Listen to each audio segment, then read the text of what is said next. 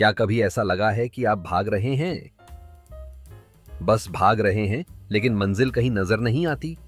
सुबह की पहली सांस के साथ ही जिम्मेदारियां, चिंताएं और भविष्य का डर हमारे सीने पर बैठ जाता है। हम मुस्कुराते तो हैं, लेकिन भीतर भीतर एक ऐसा शोर है जो कभी शांत नहीं होता।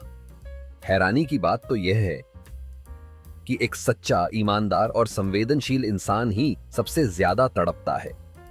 सब कुछ सही करने के बाद भी जीवन अचानक ऐसे संकट सामने खड़े कर देता है जहां हमारी सारी समझ, सारी ताकत जवाब दे जाती है। आखिर क्यों क्यों दुख अच्छे लोगों का पीछा नहीं छोड़ता? यह केवल आज की समस्या नहीं है। यह खेल है प्रारब्ध का। यह जाल है माया का।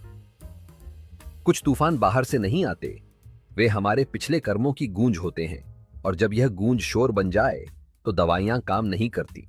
तब जरूरत होती है एक ऐसे रहस्य को जानने की जो विज्ञान से परे है।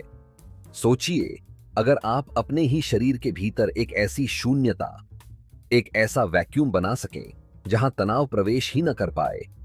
आपकी सांसों में एक ऐसा प्राचीन विज्ञान छुपा है जो घोर संकट में भी आपके मन को हिमालय जैसा अटल कर सकता है।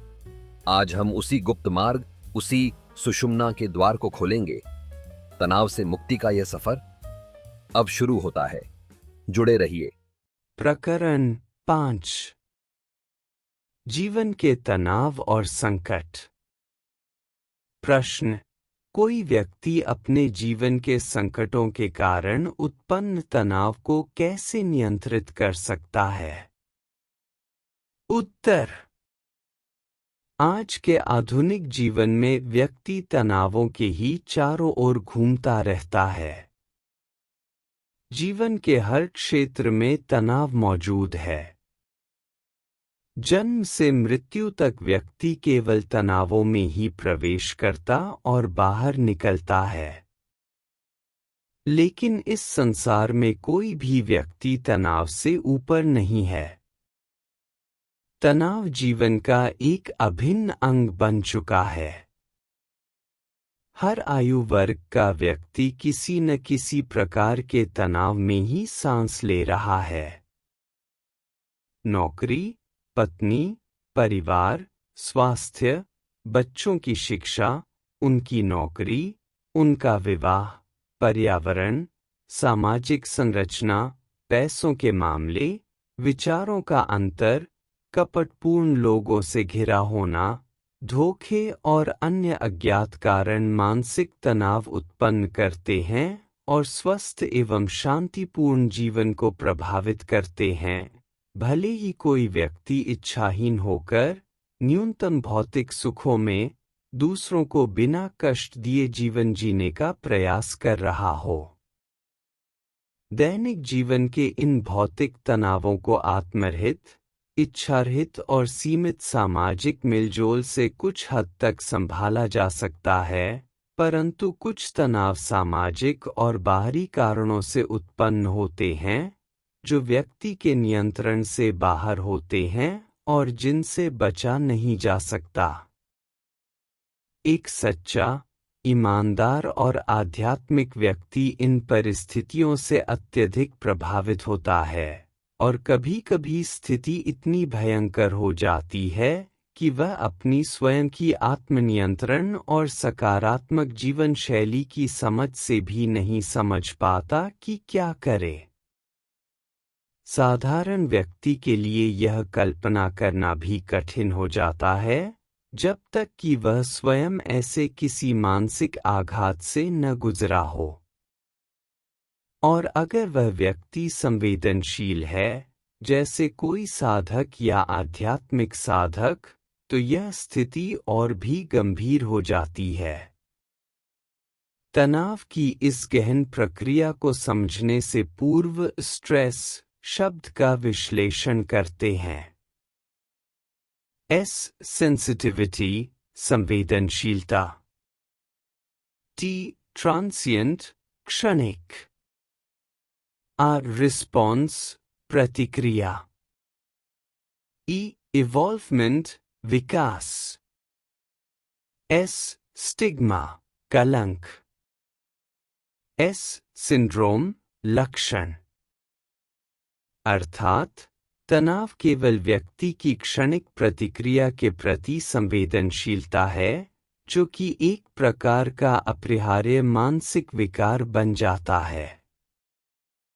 इसका प्रभाव अधिकतर उन पर होता है जो अत्यधिक संवेदनशील होते हैं, जैसे कि कोई साधक या सच्चा आध्यात्मिक जिज्ञासु। एक सामान्य मनुष्य जब तनाव में होता है तो उच्च रक्तचाप, उच्च रक्त शर्करा, दिल की धड़कन बढ़ना, चिड़चिड़ापन, अनिद्रा और अन्य अनेक शारीरिक समस्याएं उत्पन्न होती हैं। कुछ समय बाद यह स्थिति अत्यंत दुखद हो जाती है। औषधियाँ केवल अस्थायी राहत देती हैं, लेकिन जब तक तनाव का मूल कारण दूर न हो, तब तक स्थायी समाधान नहीं हो सकता। और यह कारण अक्सर व्यक्ति के नियंत्रण से परे होता है। शारीरिक कष्ट भी इसके साथ बढ़ते जाते हैं और स्थिति और बिगड़ती जाती है। हालांकि व्यक्ति पूरी निष्ठा से तनाव को दूर करने का प्रयास करता है, लेकिन समस्याओं की जड़ें गहरी होती हैं। उन्हें दूर करने के लिए अपार धैर्य, गहन समर्पण, करुणा, शांति, विषय पर गहरी समझ, सहयोग, सकारात्मक सलाह और सबसे ऊपर ईश्वर की कृपा आवश्यक होती है। यदि इनमें से एक भी तत्व बिगड़ता है, तो मानसिक तनाव शारीरिक बीमारियों में प्रकट होता है। अब प्रश्न उठता है कि इस स्थिति में क्या किया जाए। इसका उत्तर खोजने के लिए व्यक्ति को गहराई से चिंतन करना होगा। मूल रूप से मनुष्य को जीवन को एक दार्शनिक दृष्टिकोण से देखना चाहिए, न केवल जीवन को, बल्कि प्रत्येक समस्या को। यह स्पष्ट रूप से समझ लेना चाहिए कि केवल अच्छा, ईमानदार और सकारात्मक दृष्टिकोण रखना ही जीवन में सभी समस्याओं से मुक्ति नहीं दिला सकता। जीवन में आने वाली कठिनाइयां व्यक्ति के प्रारब्ध यानी पूर्व जन्मों के कर्म के परिणामस्वरूप भी हो सकती है।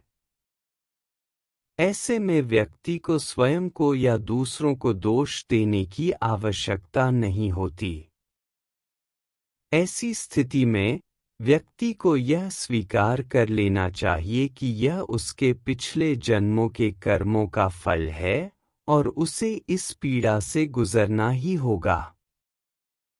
जीवन एक सतत प्रक्रिया है। मृत्यु के बाद भी जीवन चलता है और पिछले जन्मों के कर्मों के अनुसार नए जन्म में भी सुख दुख प्राप्त होते हैं। हर समस्या अपने साथ दुख लाती है और अंततः समाप्त हो जाती है। इसलिए ईश्वर की कृपा के लिए प्रार्थना करना सबसे बड़ा सहारा है। यही मन को साहस और शरीर को बल देती है। एक और आवश्यक बात यह है कि संकट के समय में मानसिक और शारीरिक तनावों से स्वयं को बचाना अत्यंत आवश्यक है। शरीर की क्रियाओं पर मन द्वारा निरंतर ध्यान रखना चाहिए, क्योंकि तनाव के प्रभाव में सबसे पहले पाचन तंत्र, श्वसन और हृदय की धड़कन प्रभावित होती है। पाचन अधिक अम्लीय हो जाता है, इसलिए भोजन को नियंत्रित करना अत्यावश्यक है। अम्लीय भोजन से बचना चाहिए।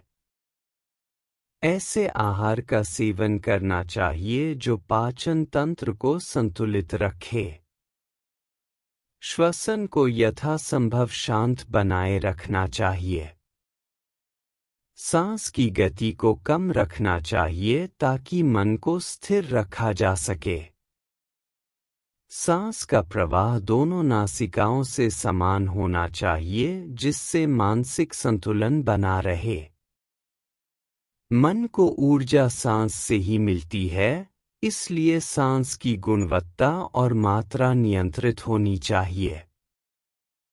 यह भी ध्यान देना आवश्यक है कि यदि सांस की गति बहुत कम हो गई तो शरीर में विषैले तत्व बढ़ सकते हैं, जिससे तनाव और बढ़ सकता है। इसका समाधान यह है कि सांस बाहर निकालने का समय अंदर लेने की तुलना में अधिक हो, अर्थात शरीर से अधिक वायु को बाहर निकालें और अंदर कम लें। इससे शरीर में एक शून्यता या वैक्यूम उत्पन्न होता है, जो तनाव को नियंत्रित करता है।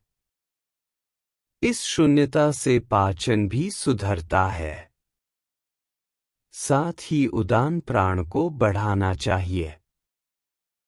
यह प्राण शरीर को उत्तेजना से दूर रखता है और मानसिक शांति में सहायक होता है। तनावपूर्ण समय में अगर उदान प्राण सुषुम्ना नाड़ी से प्रवाहित होने लगे, तो यह स्थिति और भी शांतिपूर्ण हो जाती है। हालांकि यह कठिन है, पर यही आत्मनियंत्रण का मार्ग है। शराब और अन्य नशे या ट्रैंक्विलाइजर लेने से मानसिक निर्णय लेने की शक्ति कमजोर होती है और मन अधिक सुप्त हो जाता है।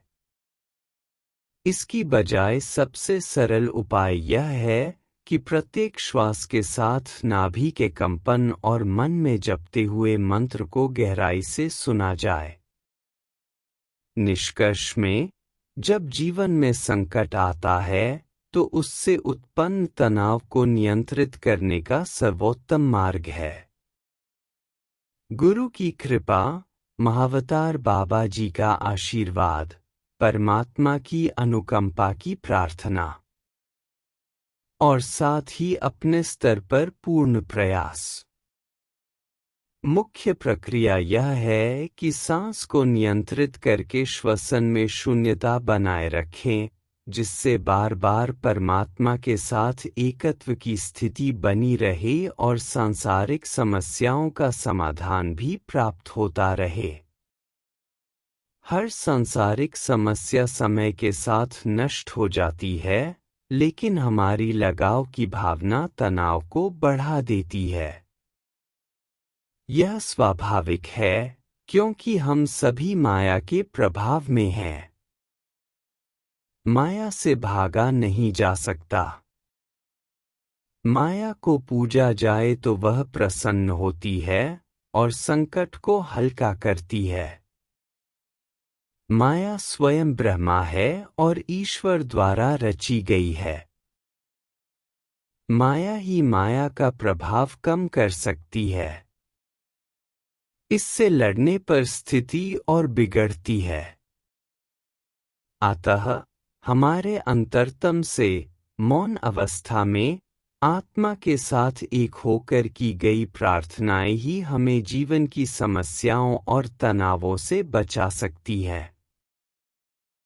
इसके अतिरिक्त कोई और पूर्ण और निश्चित समाधान नहीं है।